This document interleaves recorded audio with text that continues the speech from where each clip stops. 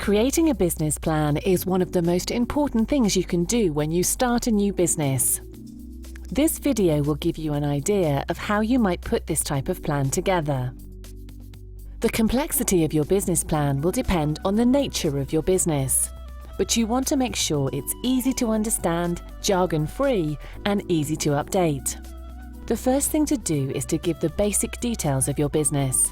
Start with your business's name, its address, a web address, if you have a website yet, and your contact details. Remember to include an email address too, preferably a professional-sounding email, rather than one of the free ones you can get from popular webmail providers. You should also indicate your legal status, for example, whether the business is a partnership or incorporated as a limited company. At this point, give a description of what you want your business to do, the vision you've got for your business. You can make this as simple or as complex as you want, but the more you do here, the easier it will be to complete the rest of the plan. Include when you aim to start your business, which sector your business is going to operate in, for example, retail or construction, and how you want to progress it in the future. It's important to describe your products or services here too. Explain what makes your business different to all the others that operate in the market you're aiming at, why it's better than your competitors, why you think customers will prefer it, and how you're going to develop it over time. You should also highlight any patents, copyrights, or design registrations you might hold for your product or service. Once you have finished your business details and vision, you need to set yourself some business aims. These give you something to strive for and show you're serious about success. Again, these don't have to be detailed, but make sure you include what you're wanting to achieve in your first year, and also where you want your business to be in the longer term. Make these goals measurable, so there's something you can look back on and assess whether you've reached them or not. The next thing to include in your business plan are any legal obligations you're going to have to follow. Say, for example, any particular health and safety laws you need to deal with, licenses you need, or any insurances you need to pay. When you've done this, you can move on to one of the most important sections in the plan: researching your market, your customers, and your competitors. This is crucial, because if you have got a great product but there's no one to sell to, or you're selling to the wrong people, your business isn't going to work. You need to sell, and make sure you sell to the right people. For this section, you need to do market research. You could start by finding people or businesses that fit your ideal profile and ask for their feedback on your business idea. It's best to do this in a structured way by using a questionnaire to ensure a consistent approach. If you have a product, try to find an opportunity to sell it as a trial. For example, you could take a market stall and use the experience and feedback to make improvements. Firstly, write down what you know about your market. How big is it? What is the potential for the market expanding? Be careful to define your market or group of buyers carefully, so as to be realistic and meaningful. If you can find a group of buyers with a common need that you can satisfy at a profit, then you are potentially in a strong position. You can also include any market trends you may have found or intend to look into. Once you have researched the market for what you're going to sell, you need to find out about your potential customers. Who are they? And why would they be interested in your product or service? You can find this out by profiling them. This isn't as complicated as it sounds, but you first need to establish which group of customers you're looking to target. For example, are you aiming for customers of a certain age range or sex, or with a particular interest? This group should then be able to tell you what they expect from your business, why they expect this, and how much they will pay for your product or service. Getting this information into your business plan will help you take the correct approach when selling to your market. After this, the final piece of market research you need to include in the plan is on your competitors.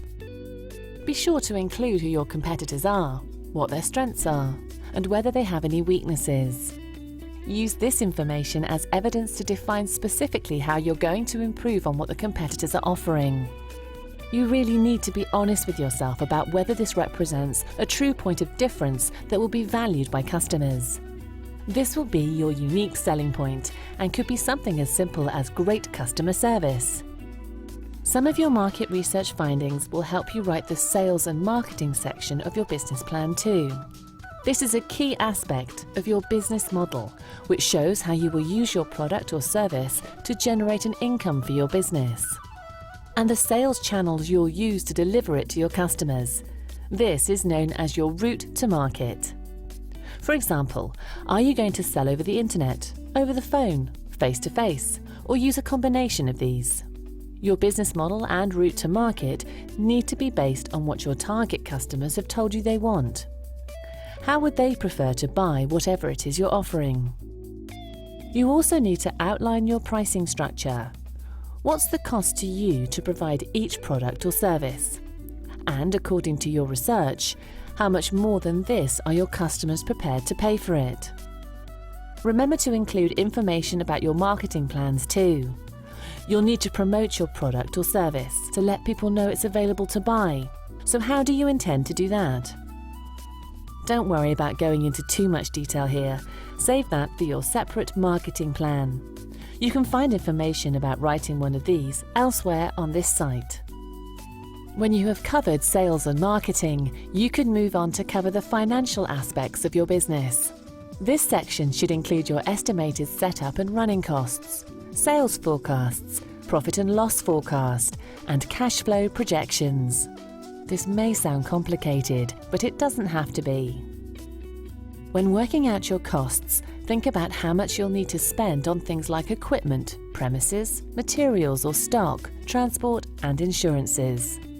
Think also about any missing skills that you'll need to run your business, or just tasks where it would be cost-effective to hire help.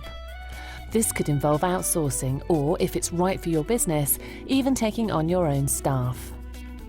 Once you've estimated your costs, think about your sales forecast. Based on what you now know about customer spending habits and the performance of similar businesses, have a go at estimating your sales each month for your first year of trading. Don't worry if you're not confident about your first estimates. This is something you'll get much better at with experience. By using a spreadsheet to show your expected sales each month, along with your related costs, you'll get an idea of how many sales you'll need for your business to break even, and how long it's likely to be before you start making a profit.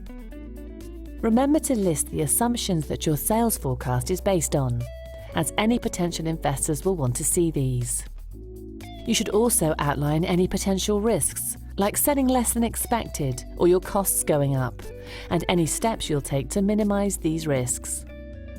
Using your sales forecast, you'll be able to project your cash flow and work out whether or not you're likely to need additional funding. And if so, how much and when? So, with most of the business plan now complete, you should think about writing the executive summary. This is actually the first page of your business plan, but it makes sense to do it last. This should be a summary of the main points that are included in the rest of the document. Keep it brief and straightforward, but make sure it's also enticing. If it's too long or complicated, investors or managers will lose interest and be much less likely to read the rest of the document. It's an important section, so make sure you have all your information to hand first. Once you have completed the executive summary, your business plan is finished. But don't forget to keep it up to date, because as your business grows, you may need to refer to it to make sure you're still on course to meet its vision and aims. You now know how important a business plan is and what to actually put in it. So, why not start work on your own one?